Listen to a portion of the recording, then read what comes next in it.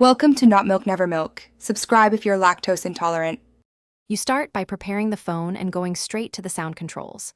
First, make sure battery is above 20% and Do Not Disturb is off so volumes can change.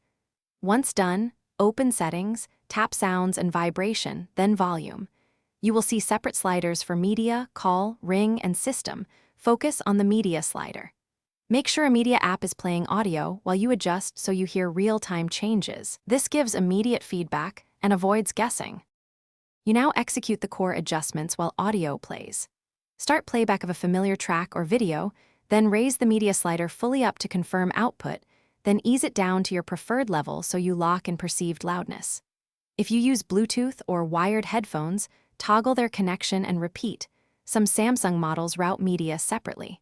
Make sure sound enhancement options are off. Features like Dolby or Equalizer can alter perceived volume. This isolates the true. You finish by verifying persistence and fixing remaining issues.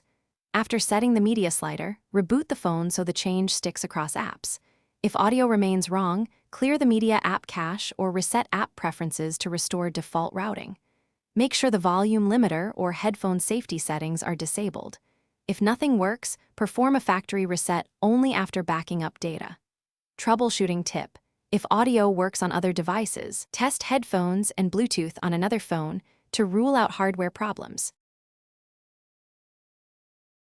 Thanks for watching. If this was helpful, leave a like and consider subscribing. See you next time.